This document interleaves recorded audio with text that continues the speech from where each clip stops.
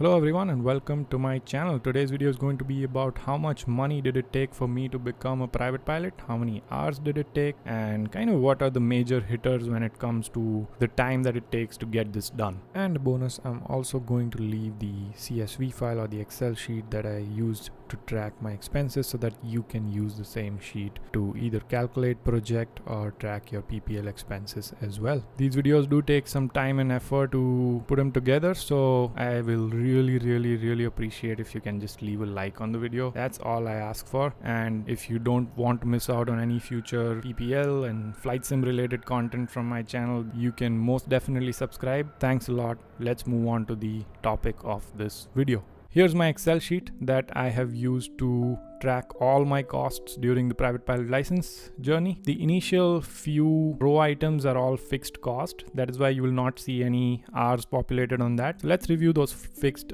cost first, which will show up in the raw cost incurred tab here. $40 for TSA clearance, Cat 3 medical. I think everyone will need it, but the cost will vary. Cost me $130. 4-flight subscription. I had the base subscription, which was $120. Jeppesen ground school. This was $225. This is a part of, I think, part 141 courses where you have to take this ground school, and it's actually really good as well, so I do not regret spending that money. Fuel sampler 6.75, fuel gauge 19.95. I just purchased that off of the flight school. And then there's the private pilot syllabus book, part 141 syllabus, that was like roughly $20. Not roughly, it was exactly $19.95. I've tracked stuff very meticulously here. There are these white columns.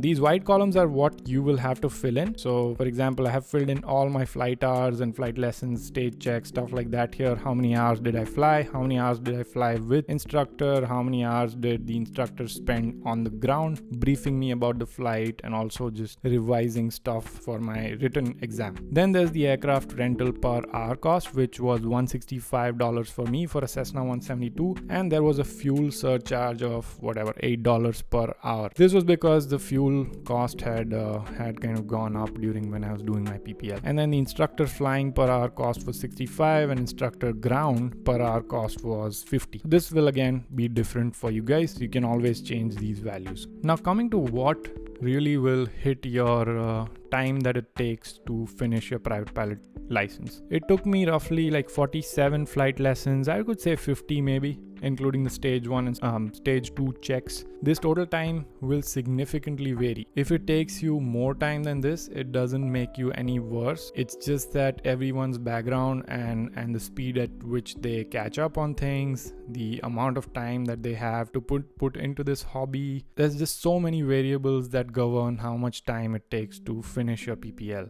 So yeah, just a note that you should not be focusing on the total time and thinking that, oh, he's a lot better than me or he's a lot worse than me. It just really depends on a lot of things. But anyway, coming to the topic of what will really extend your time, one of the most common thing that I saw was hindering my progress is me not being able to fly because of the weather. So I would plan a flight and then something would happen. It would either rain or just it would be stormy and I cannot fly, or it wouldn't be VFR and I cannot fly. That will really slow down your progress. One flight cancellation, you're not losing money, but what you're losing is your currency, because you've flown this airplane a few times recently, and then when you cancel a flight, it creates a gap in between the flights, which doesn't completely take away your skills, but you still have to spend a little bit more time to get used to the whole feel again. So I feel like that's something that hindered my progress a little bit, that I would just be getting there on some maneuvers, and then something like this would happen where back-to-back 2 or 3 flights would get cancelled because of weather, and then we are back to,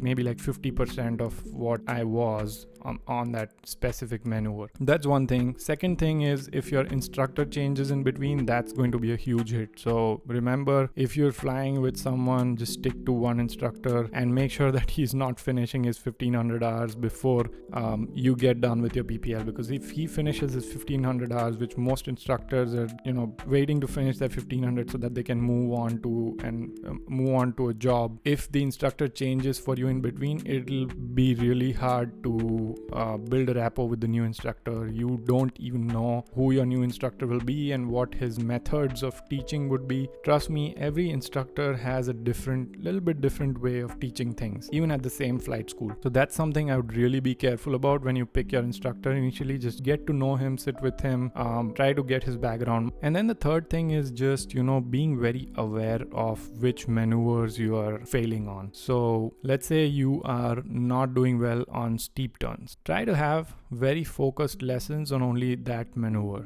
Don't try to fly all the maneuvers every time, even though some of those maneuvers you're 90% good on them and some of them are 50%. Try to only focus on that 50% maneuvers for a few flights, just to master that and bring that up to like 80%, 85%, and then do a flight again with all the maneuvers. So my point is just do like focused learning. So that's those are the 3 points that I would be careful about. I'm sure there are more if people have experiences on their PPL journey. Please leave the experiences down below.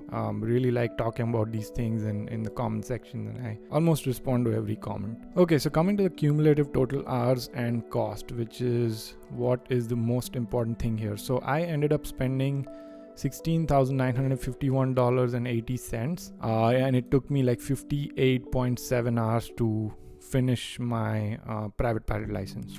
So that's my final number. Again, this final number will also depend on what your per hour costs are at your location and what kind of travel cost you're incurring.